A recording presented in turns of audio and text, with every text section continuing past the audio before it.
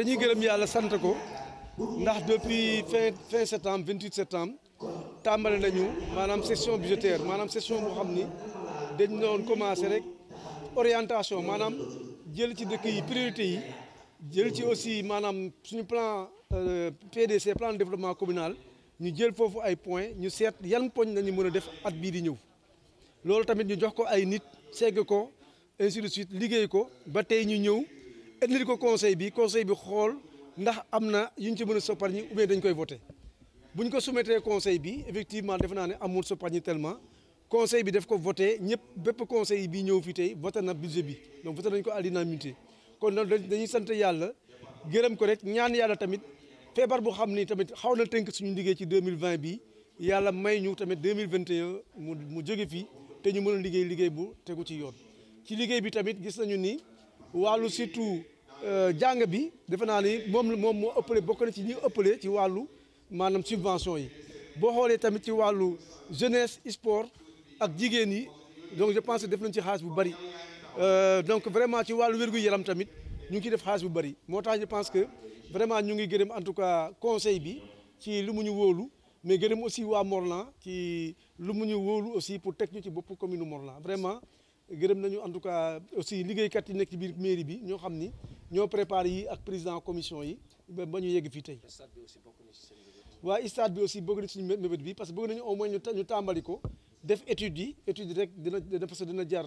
ñaari fukki millions ak ñett bëgg nañu ko tàmbali au moins étude yi yeggali ko mais aussi tàmbali liggéey bi pour que ñu def ko ci peut-être ci benn at wala ñaari at en tout cas am nañu yaakaar ni aussi ministère des sports aussi dinañu jàppale ci tabax bi. mais ñun dañu bëgg a tàmbali au moins pour que ministère bi jàppale ñu parce que état bi tamit daf ñu war a jàppale. carrière yi moom ñun amuñu jafe-jafe ndax boo xoolee waa Diobass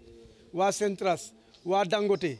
vraiment ak ñi jël aussi xeer bu xonk bi pour tali yi vraiment côté boobu amuñu ci benn jafe-jafe. parce que vraiment ñu ngi liggéey ak ñoom ñu ngi ñuy jàppale ci liggéey bi boo xoolee Pout par exemple Dangote def na poste de santé.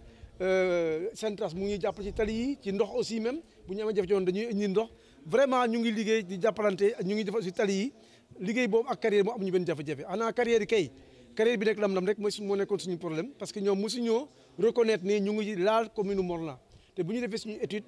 wane na ni maanaam carrière yi suñ carrière yi yëpp yu bees yi en tout cas ñu ngi biir commune Morlan je pense que loolu moo nekkoon jafe-jafe sinon problème mu ndox mi vraiment loolu dañuy wax Aquatech mais dañuy wax état bi xam nga léegi souvent dañuy wax Aquatech mais Aquatech dafa xaatim ak état Sénégal tamit moo war a xayma ndax Aquatech mu ngi def liggéeyam parce que dama yaakaar ni aussi état Sénégal am na lu mu waxoon ci contrat bi mooy aussi di waroon na aussi rénover maanaam infrastructure yi est-ce que def nañu ko aussi suñ ko deful aussi Aquatech mën na am jafe-jafe moo tax je pense que état Sénégal na góorgóorlu ndax su ma jëlee kaawu Morlan ñun mënuñoo comprendre réseau Pout Nord maanaam mu am 13 forages yi ci ëpp nekk ci biir commune Morlan di am jafe-jafe ndox vraiment di jox waa Ndakaaru ndox ñun ñu am jafe-jafe ndox je pense que nañu jox ba pare ñu soog a li ci des ñu jox ko waa Ndakaaru parce que pour mënuñu comprendre quand même loolu dafa tekki rek dama ko mos a wax su dee ndox mi dañu koy jël di ko yóbbu Dakar loolu mooy tekki ni xale yi jóge leen Morlan ngeen dem Dakar toppaleen ndox mi ngeen dem Dakar vraiment loolu dem nañ ko mos a wax il faut que état Sénégal tamit xoolaat loolu maanaam Morlan warul am problème mu ndox vraiment loolu laa bon wax ci affaire ndox mi rek. Nous avons aujourd'hui convoqué le conseil municipal de Morlan pour donc présenter un budget, une proposition de budget qu'on vient de soumettre au conseil qui a voté à l'unanimité. Donc c'est un exercice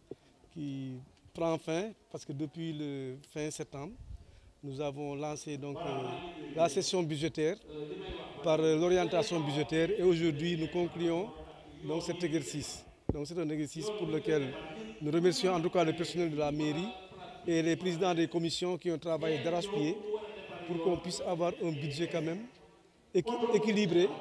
pour que tous les secteurs, quand même qu'on tienne compte de tous les secteurs, essentiellement de l'éducation, de la santé, de la jeunesse, des jeunesse et sport, mais de l'environnement, de la culture, en tout cas tous les secteurs, on a tenu compte de ça pour que vraiment l'année prochaine, en tout cas s'il plaît à Dieu, que nous puissions quand même atteindre d'autres résultats pour la commune de Morlan. Des projets majeurs. Oui, bien sûr, il y a le projet du stade qui est toujours là, parce que nous tenons à ce qu'on ait quand même une tribune au niveau du stade de Morlan. Mais aussi il y a le projet toujours des étudiants. Quand même, c'est un grand projet parce que même le fait de donner quand même à presque une centaine d'élèves de Morlan des bourses, ça quand même c'est un projet. C'est un investissement que nous sommes en train de faire. Ou bien le projet de renforcement au niveau des écoles primaires, de lycées. C'est quand même des projets auxquels nous tenons beaucoup, mais aussi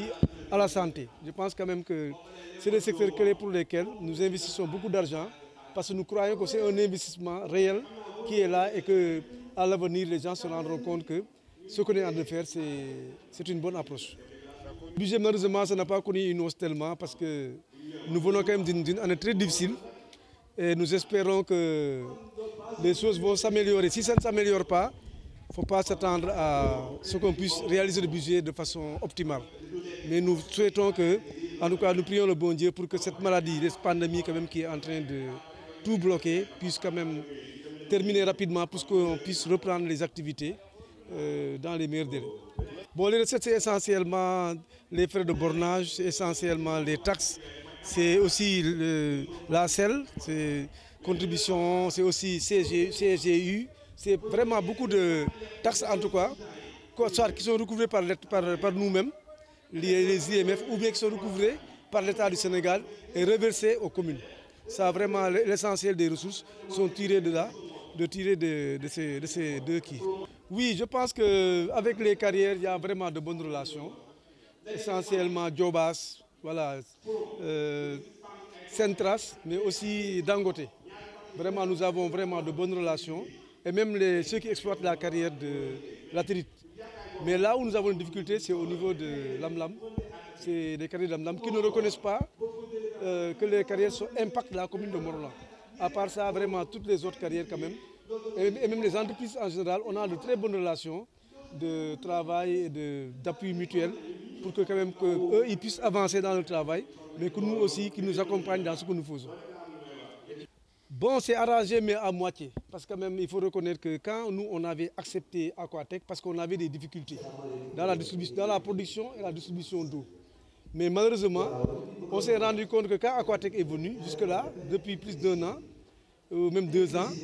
il y a des villages où il n'y a pas encore d'eau, tels que le village de Lorus et le village de Tuvintango, le village centre.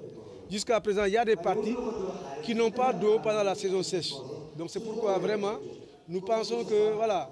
Aquatech, quand même, l'État doit... Bon, je ne dois pas tellement dire Aquatech, parce que c'est l'État qui a signé la convention avec Aquatech, c'est à l'État quand même de nous aider pour que quand même qu'il y ait assez d'eau à Morlan. Parce que nous ne pouvons pas comprendre quand même que le réseau Pout Nord de la Seine-Eau ou de la Sonnes, où il y a 13 forages, qu'on ait des problèmes d'eau. Voilà, je pense que ce n'est pas normal qu'on prenne l'eau de Morlan, en tout cas l'eau souterraine de Morlan, qu'on l'amène à Dakar et que les gens qui vivent à Morlan n'aient pas assez d'eau. Ça, je pense que c'est à l'État